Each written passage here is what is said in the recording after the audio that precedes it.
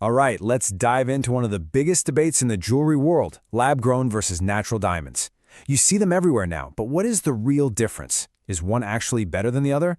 Well, we're about to find out. So, here's how we're going to break it all down. First, we'll set the stage with the diamond debate itself. Then, we'll get into the nitty-gritty of nature versus technology. After that, we'll put them head-to-head on the things that really matter. And finally, we'll help you figure out how to make the right choice for you. Okay, let's kick things off with Section 1, the diamond debate. It's time to get past the marketing and uncover the real truth behind all that sparkle. This is the question at the heart of it all, isn't it? Is a diamond born deep inside the earth truly different from one created in a lab? I promise, by the end of this, you're going to have a crystal clear answer. Now for Section 2, nature versus technology. To really understand the debate, we first have to understand where these beautiful stones actually come from in the first place. First up, the classic natural diamond. I want you to picture this.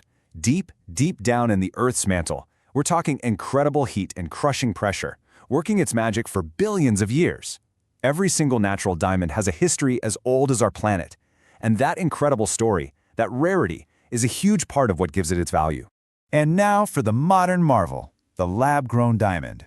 Scientists use some seriously amazing technology, like HPHT, which basically recreates the Earth's intense pressure, or CVD, which grows a diamond atom by atom from a carbon gas. They start with a tiny little diamond seed and grow a perfect diamond in just a matter of months. It's literally nature's recipe, just on hyperspeed in a lab. So what does this all mean? Well, here is the big reveal, the absolute kicker. Chemically, physically, and visually, they are 100% identical. A lab diamond has the same crystal structure, the same hardness, the same fire and brilliance as a mined one. Seriously, even a professional gemologist can't tell the difference without using very specialized, expensive equipment. They're both real diamonds. Which brings us right to Section 3, the head-to-head comparison. Okay, so if they're basically twins, what's all the fuss about? Well, let's compare them on the factors that are actually going to influence your decision. Let's start with the big one, the one everyone wants to know about, the price. Natural diamonds have a higher price tag. That's because mining is a massive, expensive operation, and there are only so many of them in the world. Lab-grown diamonds, on the other hand, we're talking anywhere from 30 to 70% cheaper for the exact same size and quality. That is a huge difference. And just look at this chart. The difference is pretty stark. What this means for you is that for the price of, say, a 1-carat natural diamond, you could potentially get a lab-grown diamond that's 2 carats or even bigger without giving up a single thing in terms of quality. For a lot of people, that kind of shift in budget is an absolute game changer. Okay, next up, let's talk about impact. Mining for natural diamonds is a really intensive process, and it can cause real damage to ecosystems. Plus, there have always been concerns about ethical sourcing and so-called conflict diamonds.